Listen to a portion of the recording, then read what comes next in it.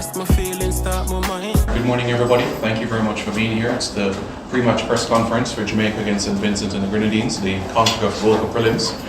We're joined at the head table by the head coach of the Reggae Boys, Steve McLaren, and also player defender Richard King.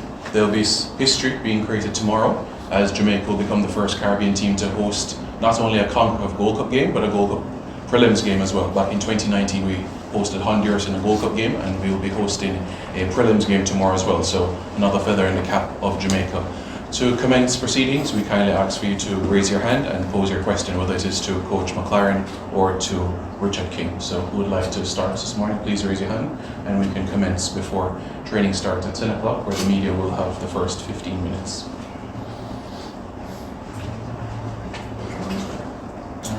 Good morning, Coach Kim. Good morning. Good morning. All right, Coach. You've seen Cavalier play here many times, right? And you've stated that this pitch here is a smaller dimension compared to the national stadium. Do you feel this will impact the style of play you want for the Jamaica team? I don't think so. You're right. I always come to a field and always stride out how wide it is, and if it's 16 strides to the 18-yard box from the sideline, then that's wide enough, and it's 16 yards. I don't do meters, I do yards. All my steps. So yes, it was 16 in St. Vincent, and it's 16 here, so it's wide enough. Yeah, we want to use the width, we want to use the speed, and I've got to say the groundsman, we came 2 weeks ago to Sabina, and it's in great condition now. So well done to the groundsman and the people who worked on the field, because it looks very good. All right, Coach, just a follow-up as well.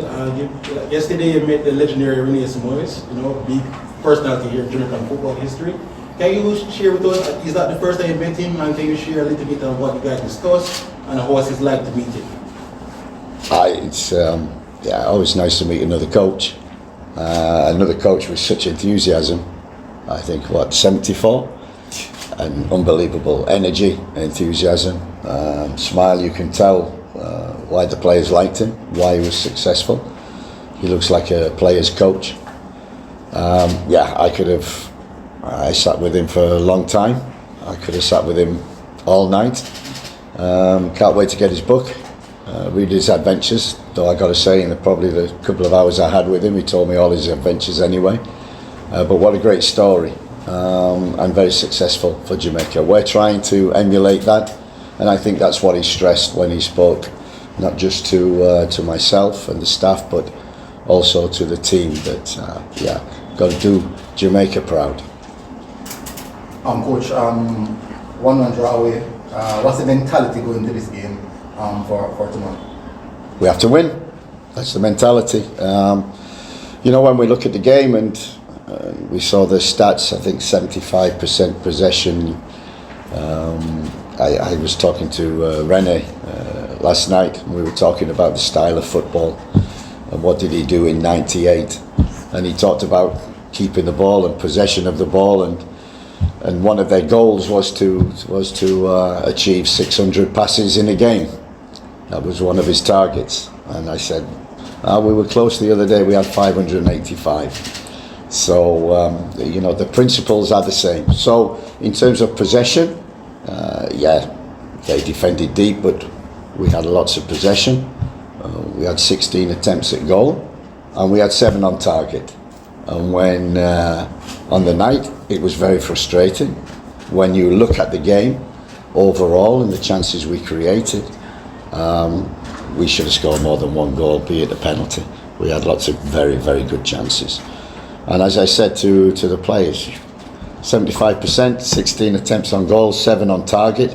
Normally that wins you a game, and we have to replicate that again. The only thing that I think we've talked about is the urgency, and the tempo needs to be higher, because we need to attack quicker. So the tempo just needs to be higher. So when we went a goal down, all of a sudden the urgency went up, and the tempo increased, and we need to keep that tempo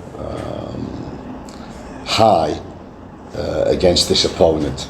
And keep continuing that. But I got to say, they didn't surprise me. I think they surprised the team by the way that they played and the speed in which they could transition. And I said, and I warned, they're a good team.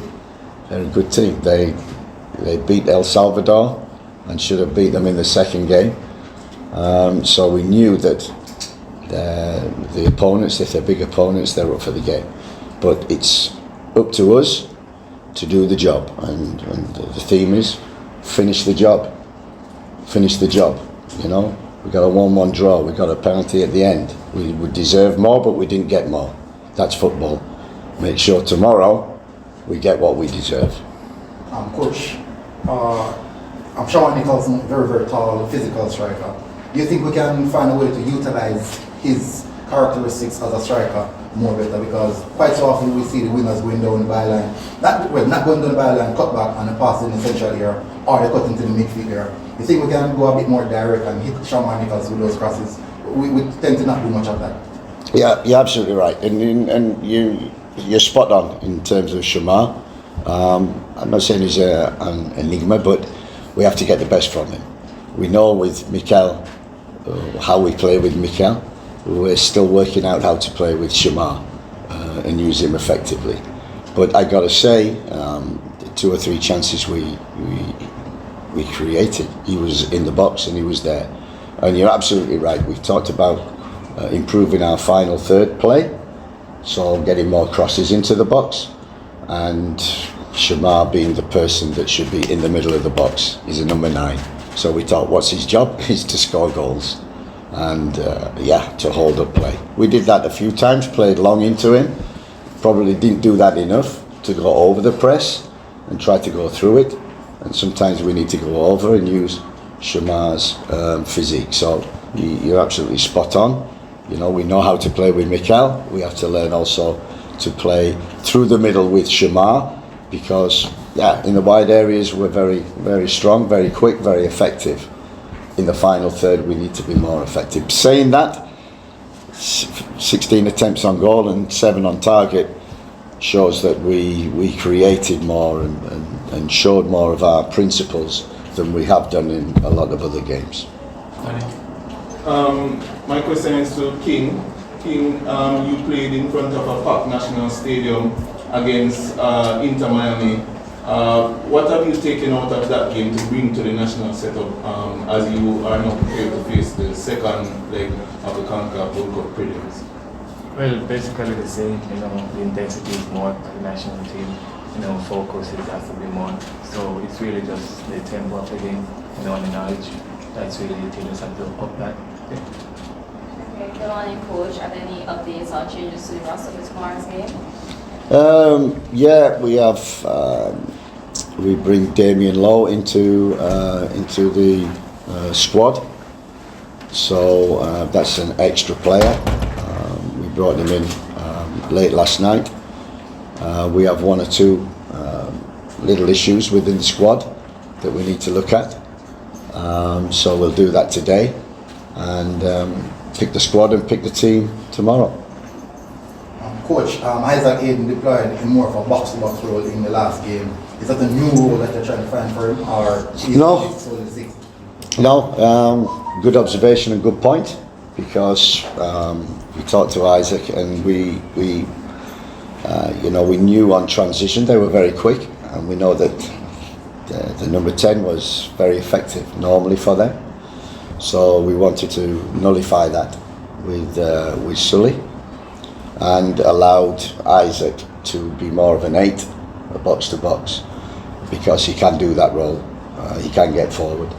An example was the US, our first goal, where he made a corner run, pulled back, and Damari Gray scored. So we know he can be a 6, we know he can be an 8, and we had the 6, the defensive one, taking care of the transitions, like our rest defence, and allowed Isaac to be a little more box to box with Bobby Reid on 10.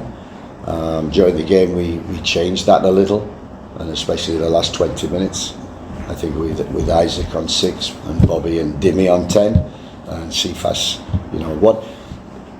what I said right at the beginning. It's not. It is about the starters, but a lot of emphasis we put on the finishers, which are the people coming on. And CFAS came on, did a great job for us. Warner Brown was different to Shamar, and Kahim for the last few minutes showed that we have got speed there and we can change a game and we can affect a game. So the game is not about. It is about how we start. The first 10 minutes we emphasise, but it's also the last 10 minutes and the last 3 games. Trinidad we played twice, and St Vincent. We scored in the last after 84 minutes. So the team is making an impact from the bench, and winning games or affecting games. As I said, the last couple of games are finished. Goals are scored after 88 minutes of the game.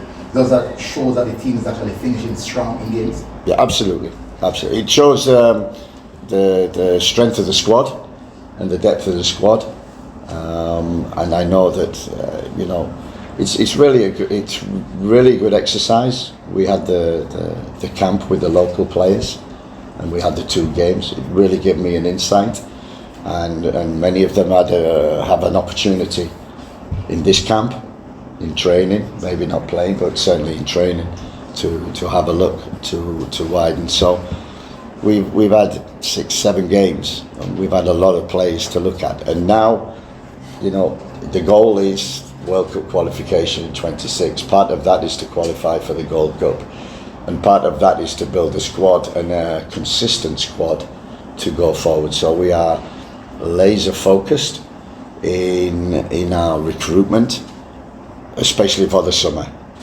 So that's really, really important, and we have a squad now that we need to finish the job, do the job, and get us in the Gold Cup for the summer. In the last game, Amarbel, they consistently force Amarbel. They overloaded Amarbel's side and consistently force him to go inside on his weaker foot, and also try to transition from that.